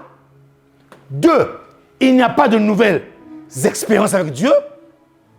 On est habitué à aller à l'église. On est habitué à aller à l'église. Quand on arrive à l'église, l'équipe d'adoration chante, on loue. Quand on loue, on voit un monsieur avec un costume, une cravate, qui va sur la chair et qui prêche. Lorsqu'on finit de prêcher, il dit Amen. On a fini de dire Amen. Mon ami, en fait, tu es rentré dans un mouvement où il n'y a plus de nouvelles expériences avec Dieu. Et le problème, c'est que toi, tu attends de venir à l'église pour qu'il y ait un homme qui vienne faire le one-man show où l'équipe d'adoration puisse te booster. Priez le Seigneur, priez Dieu, priez. Mon ami, adore, acclamez, tac. Mais toi-même, de ta propre initiative, tu ne fais jamais les tacs à la maison. Toi-même, tu le fais les tacs. Jamais tu adores Dieu à la maison. Jamais tu prends la Bible ou tu te prêches toi-même avec la parole de Dieu. Donc, tu attends que quelqu'un d'autre te donne une nouvelle expérience. C'est ça le problème. C'est pour ça qu'à un moment donné, on a l'impression que ta foi ne grandit pas, ta foi ne s'alimente pas. Oui, parce que les nouvelles expériences avec Dieu alimentent la foi. Ta foi ne s'alimente pas, tu n'as pas de nouvelles expériences avec Dieu. Ça, pour toi, venir à l'église, est-ce que vous savez qu'il y a beaucoup de personnes qui viennent à l'église qui s'attendent rien de la part de Dieu? Oh, j'ai dit la vérité ou pas? Pour eux, c'est juste aller à l'église. Mais ils s'attendent rien de la part de Dieu. Pourquoi? Parce qu'eux-mêmes, ils n'ont pas la soif de pouvoir vivre une nouvelle expérience avec Dieu. Mon ami, une personne qui a besoin de vivre une nouvelle expérience avec Dieu va commencer à parler comme cette femme qui avait la perte de sang pendant 12 ans. La Bible déclare ceci, Marc 5, étant entrée en elle-même. Elle dit, j'ai fait des médecins, personne n'a guéri. J'ai dépensé de l'argent ici là, personne n'a guéri. Si je puis seulement toucher le pan de sa robe, mon ami, elle avait besoin d'une nouvelle expérience avec Dieu. Les gens sont endormis parce qu'il n'y a pas de nouvelles expériences avec Dieu. Non, il n'y a pas de nouvelles expériences. Ça ne change pas. On va à l'église, pasteur Symphorien va prêcher et tu t'attends. Parce qu'au lieu de s'attendre à Dieu, tu t'attends à pasteur Symphorien. Mais qu'est-ce que pasteur Symphorien va te donner? Il va te donner quoi? Lui-même, pasteur Séphorin, il cherche auprès de Dieu. Il va te donner quoi? Mon ami, quand tu as besoin, quand tu cherches une nouvelle expérience avec Dieu, même l'entendement de la parole de Dieu change. Ta manière de recevoir la parole change. Pourquoi? Parce que tu t'attends à Dieu. Et tu as besoin de vivre une nouvelle expérience. Est-ce que je parle à quelqu'un ici, là? Pourquoi le réveil? Mais c'est pour sortir de la lassitude. La lassitude vient pourquoi? Parce que les promesses tardent. Oh Seigneur, ça tarde trop. Je suis fatigué. Je suis fatigué. Je suis fatigué. Et pendant que tu dis que tu es fatigué, le diable dit, oui, mon fils, oui, monsieur, je suis fatigué. Laisse-moi encore t'envoyer un souffle de fatigue. Reçois encore le souffle de fatigue. Tu sens encore plus fatigué. Après, toi tu dis, moi je ne crois pas, je suis fatigué. Oui, répète-le, répète-le. Allez, tiens encore. Tu dis encore, ah, je ne comprends pas, je suis fatigué vraiment, ma vie est bizarre. Ah, ta vie est bizarre? Attends, ange démon, fabrique-moi une vie bizarre. Il fabrique une vie bizarre. Allez. C'est encore une vie bizarre. Ah non, je ne comprends pas ma vie. Enfin, ah, la douleur là. Pasteur avait prié pour ça, mais comment ça revient encore? Je ne comprends pas. Ah, démon, fabrique encore ce même douleur là. Donne-moi ça. Reçois la même douleur. C'est-à-dire que, mon ami, tu ne comprends pas. Même dans ton langage là, même ton langage est endormi. Même ton langage est endormi. Même ton langage est endormi. La lassitude. La meilleure manière d'attendre la promesse de Dieu, c'est être dans la contemplation. C'est dans l'adoration. C'est de se nourrir continuellement. Mon ami, tu ne te lasseras pas. Moi, je vous assure, il y a des promesses de Dieu qui sont accomplies, oui, mais des promesses que j'ai reçues il y a 10 ans, 15 ans, qui ne sont jamais accomplies. J'attends encore jusqu'à présent. Mais jamais j'ai baissé dehors pour dire, Seigneur, comme tu traînes là, aujourd'hui, je ne prêche pas. Papa, je sais quelqu'un pour prêcher. Moi, en tout cas, je ne prêche pas. Ça ne fait pas prêcher, je ne prêcherai pas. Non. Toi et moi, on a un deal. Comment ça se fait que ça fait 15 ans que j'attends, ça n'arrive pas? Donc, non, on voit quelqu'un pour aller prêcher. Est-ce que vous savez qu'il y a des chrétiens qui disent ça à Dieu? Ouais.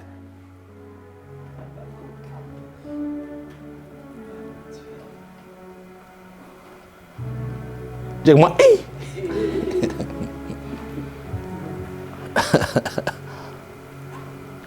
Reste à ton poste. Reste à ton... J'entends les gens dire à Bakou ici là. Reste à ton poste. Dis un peu ton voisin, reste à ton poste. Dis mon voisin, Dieu est bon, ne t'inquiète pas, Dieu est bon. Voilà. Ne sois pas endormi à cause de... Non. Et on a tellement un esprit réveillé que même quand cela ne se fera pas, nous allons parler comme les Daniel. Que Dieu bénisse qui ne bénisse pas. Son nom reste pas béni. Mon ami, ça là, quand tu arrives à ce niveau-là, mon ami, non, tu es vraiment réveillé. Quand tu arrives à ce niveau de langage-là, qu'il bénisse pas, il reste Dieu.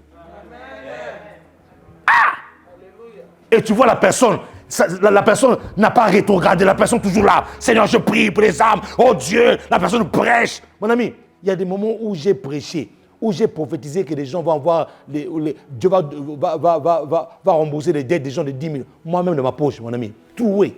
Il n'y avait pas de pièces. Même pas 1 centime. Même pas des pièces en bronze là. Rien du tout. Mais je prêchais, je prie pour les gens. Mon ami, jamais je me suis rétrogradé dans mon service. Non. De toute manière, il reste Dieu. Et si moi, je ne veux pas le faire, il va susciter une autre personne pour le faire. Donc, moi, je ne veux pas de ma protection parce que quand je sers Dieu, il me protège. Le service protège. Oui, le service de Dieu protège. Mais combien de choses je n'ai pas loupé dans ma vie? Le service de Dieu protège. Donc, quand je dis Seigneur, je ne vais pas le faire, c'est moi qui sors de la protection de Dieu. C'est moi qui sors de la couverture. C'est moi qui sors de la main de Dieu qui est sur moi. Parce que vous ne savez pas, tel que je me suis tenu sur la chair, si Dieu pouvait vous ouvrir les yeux, il y a des anges qui sont autour de moi ici là. Aucune épée satanique ne peut me toucher ici là. Non. Non, non, non, non, non. Pourquoi? Parce qu'il y a une armée qui est là. Il y a une armée céleste.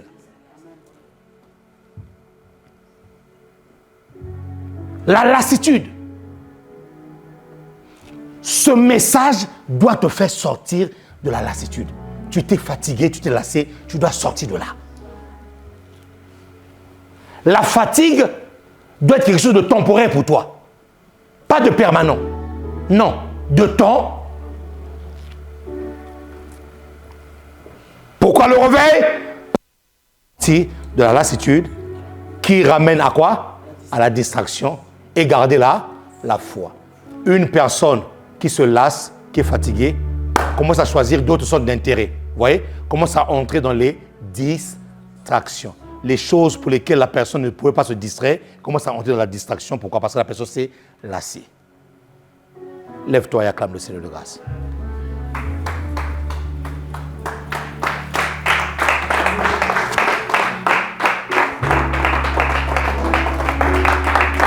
Merci parce que tu as acclamé pour le pasteur Saint.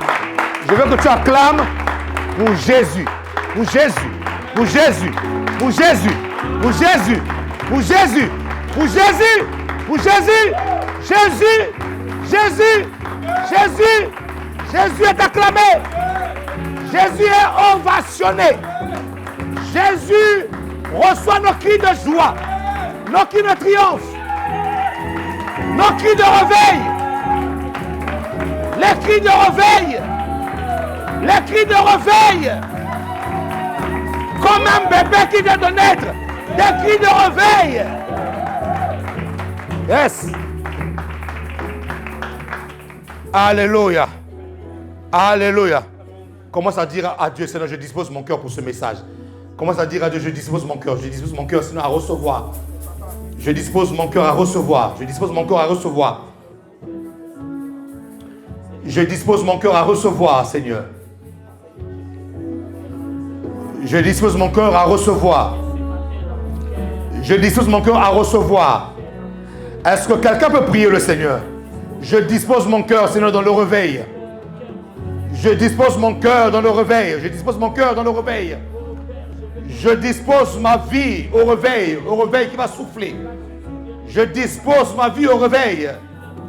Je dispose ma vie au réveil. Je dispose ma vie au réveil. Oh, quelqu'un prie le Seigneur. Je dispose ma vie. Je dispose ma conscience au réveil. Je dispose tout mon être au réveil. Je dispose.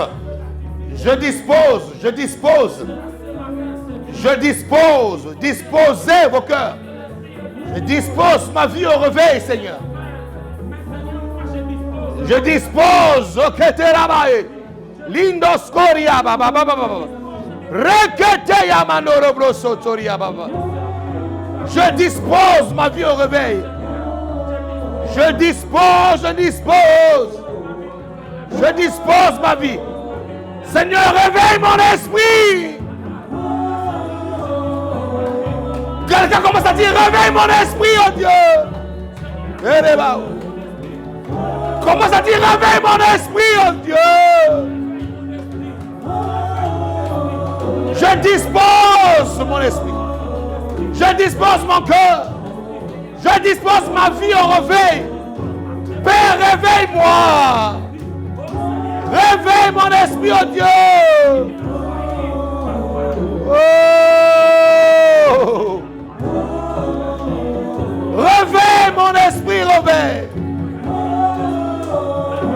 Réveille mon esprit. Réveille, oh Dieu. Réveille. C'est le temps du réveil. Réveille mon esprit. Est-ce que quelqu'un peut prier son Dieu? Est-ce que quelqu'un peut prier le Seigneur? Dis à Dieu, réveille mon esprit, oh Dieu. Oh, oh, oh. Réveille mon esprit. Oh, oh, oh.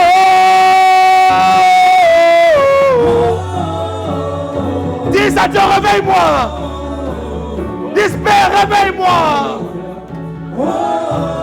Je te supplie, oh Dieu. Réveille-moi. Quelqu'un dit à Dieu.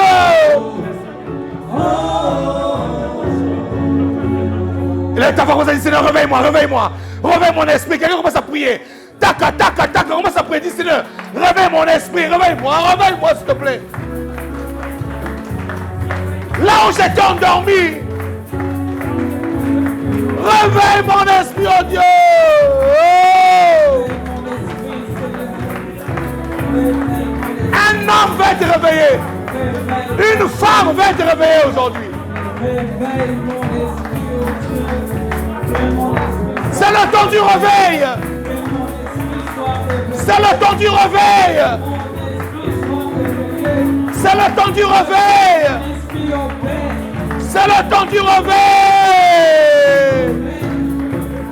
C'est le temps du réveil, mon ami. Là où tu es endormi, réveille-moi, oh Dieu. Taka taka yanda ramandere broseke. Eka yanda rababa. Indere kata yandere braya. Monte en prière, monte en prière, monte en prière. Monte en prière, monte en prière, monte en prière. Monte en prière. Randere brakata yandere bros. Shada rababa. Indere kata yanda rababa. Yeah!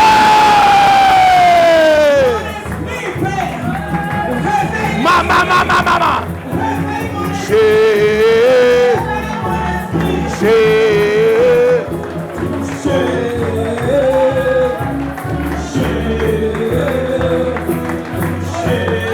Mon roi, il va toucher.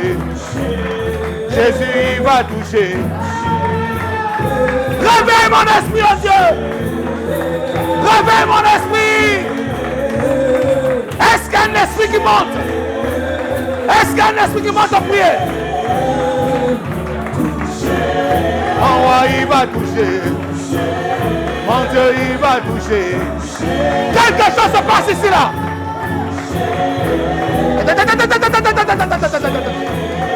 Mon roi, il va toucher. Jésus, il va toucher. Toucher! Réveille-toi, toi qui dors. C'est le réveil de l'esprit.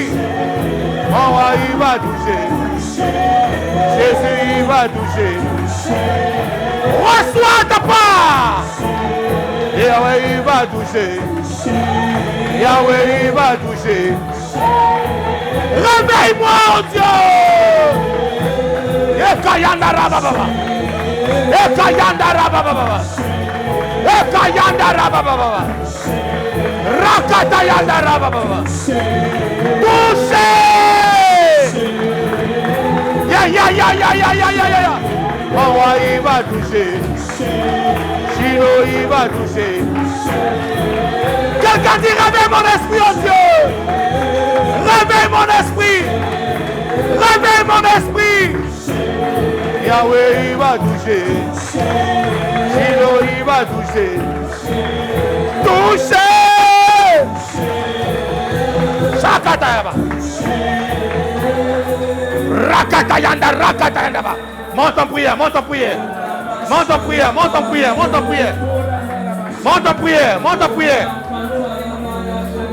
Dis Seigneur que mon réveil, que mon esprit soit réveillé. Que mon esprit réveille mon esprit, oh Dieu. Réveille mon esprit, oh Dieu. Réveille mon esprit, oh Dieu. Réveille mon esprit, oh Dieu. Réveille mon esprit, oh Dieu. Shadaba. Rakatayanda Rabrai. Loïdegai. Lokotoyanda Ramakayande Rebosa. Rakatayanda Rababa. Rendekayanda Rababa. Que nos esprits soient réveillés ce matin. Oh Ramachata. Monte dans la prière.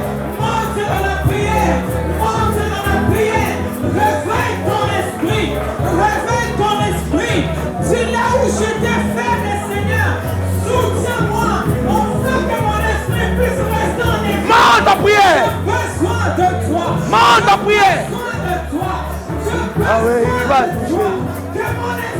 l'enroi, il va toucher. Que mon esprit soit Il réveillé. va Que toucher. tout ton moi soit réveillé. Que tout ton moi soit réveillé. Que tout ton moi soit Yahweh, réveillé. il va Je toucher. besoin de toi, Père. Il va Commence à réveille l'esprit. Réveille ton esprit. Réveille ton esprit. Réveille ton esprit. Réveille ton esprit ce matin. Oh, Ramachata. Est-ce qu'on peut toquer ce matin et réveiller son esprit? Il va Du toucher. Seigneur, somebody la distraction. Hey! Somebody l'endormissement. Yes, Saya Bashaya. Que mon esprit soit en éveil. Que mon esprit soit réveillé. Que tout ce qui est endormissement spirituel soit banni de ma vie. Au nom de Jésus. Au nom de Jésus. La fatigue spirituelle est bannie. Yahweh, il va Au toucher. nom de Jésus. Que mon esprit reste fort. Que mon esprit reste éveillé. Au nom de Jésus.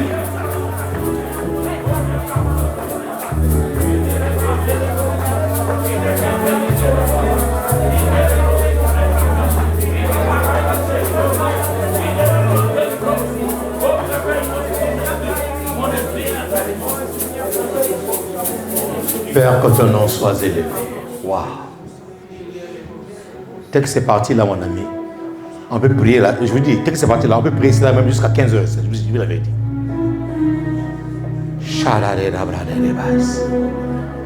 C'est pour ça que cette année-là, nous allons prier en désordre. Et même nos cultes de dimanche seront des cultes de prière. Après chaque prédication, prière même de 30 minutes non-stop. On prie. Les esprits doivent être réveillés. Les esprits doivent être réveillés.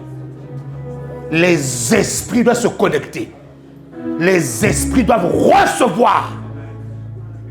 Les esprits doivent accomplir leur destinée. À toi la gloire, Père. À toi l'honneur. Au nom de Jésus. Amen. Amen. Acclame le Seigneur. Pousse des cris de joie ici, là. Des cris de triomphe. Nous allons commencer à pousser à chaque fois ici, là, des cris de réveil. Quand tu pousses ce cri-là, même ton esprit dit, ah non, il faut qu'il se réveille. Qui me dit amen ici, là? Oui. Il y a des moments où tu marches dans la rue, toi-même, tu pousses un cri de réveil. Dis, ah non, Seigneur, il faut que ça change. Ah non, Seigneur, il faut que les choses puissent changer en commençant par moi, dans ma vie. Et que cela puisse affecter toutes les personnes qui sont autour de moi. Qui me dit amen ici, là? Ça doit commencer par toi. Oui. Le réveil doit commencer par toi-même. Ceux qui sont baptisés et prêts, restez debout, nous voulons passer à la table du Seigneur. Oh, Saint-Esprit de Dieu. Merci pour ta présence. Merci pour le corps de Jésus et merci pour son sang. Nous le prenons avec action de grâce en nous souvenant de l'alliance qui a fait de nous enfants de Dieu, de l'alliance qui nous a établis dans le royaume. Que ton nom soit élevé et glorifié. Au nom de Jésus. Amen. Que toi, je ne désire que toi, assoiffé de ta présence. Je ne désire que toi. Je ne désire que toi. Assoiffé de ta présence.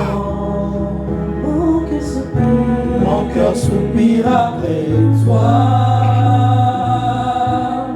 Il soupire après toi.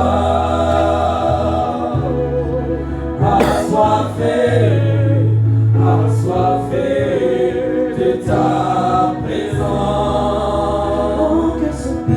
Mon cœur soupire après toi. Il soupire après toi.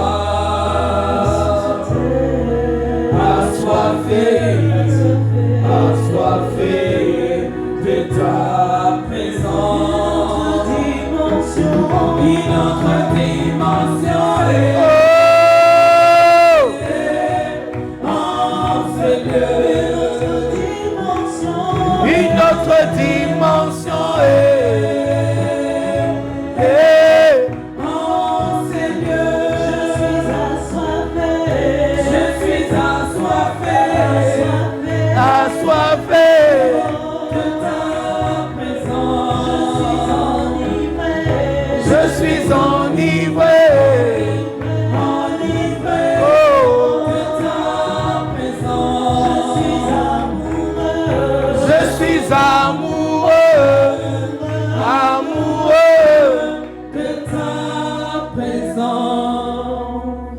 Prenons tous le corps de notre Seigneur Jésus.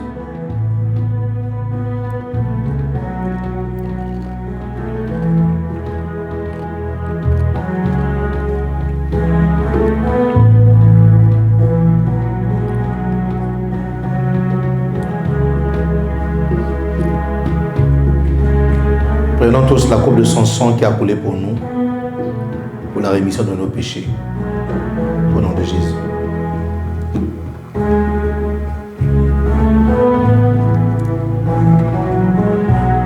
De ta maison. Je ne désire que toi. Je ne désire que toi. Assoiffé, oh oui, assoiffé de ta présence. Je ne désire que toi. je ne désire que Toi, oui, assoiffé, assoiffé de ta présence. Mon cœur soupire après toi. Est-ce qu'on peut tous se lever dans sa présence? Levons-nous tous ensemble. Tenons-nous debout dans sa présence. Assoiffé, Assoiffé, assoiffé oh, de ta présence. une autre dimension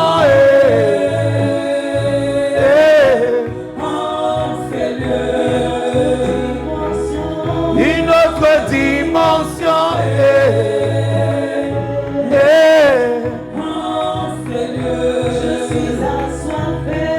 je suis assoiffé, assoiffé de ta présence.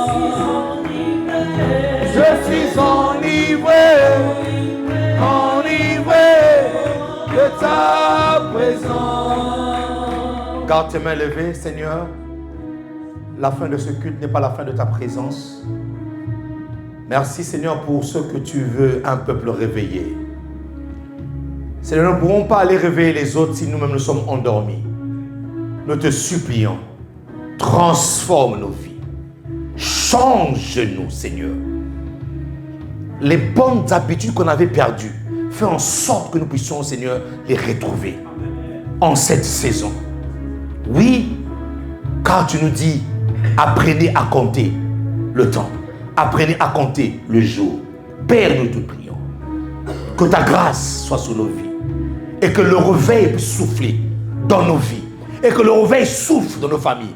Et que le réveil souffle, c'est le même dans nos lieux de travail. Que le réveil souffle dans nos maisons. Que le réveil souffle partout, Seigneur. Tu dois être visible, Seigneur. Tu dois être connu de tous. Et tu dois être visible de tous, Seigneur. Nous te prions. Fais-le pour la gloire de ton nom. Nous déclarons et nous décrétons que la semaine qui commence est une véritable semaine de réveil. Là où nous étions endormis hier, Seigneur, nous ne le serons plus jamais. Au nom de Jésus-Christ de Nazareth. Père, fais en sorte que chaque chose que nous faisons, Seigneur, chaque acte que nous posons, soit les actes du réveil. Fais en sorte, oh Dieu, dans notre relation au quotidien avec toi, soit une relation du réveil. Au nom de Jésus-Christ, nous bénissons ton nom, nous bénissons ton peuple, nous déclarons que ton peuple en cette saison sera un peuple plus que jamais réveillé. Au nom de Jésus, les saints disent Amen. Les saints acclament le Seigneur. Que Dieu vous bénisse. Bon dimanche à tous. Salut ton frère, salut ta soeur et merci de m'avoir écouté. Merci pour vos cœurs disposés. Au nom de Jésus, bonne semaine à tous. Merci.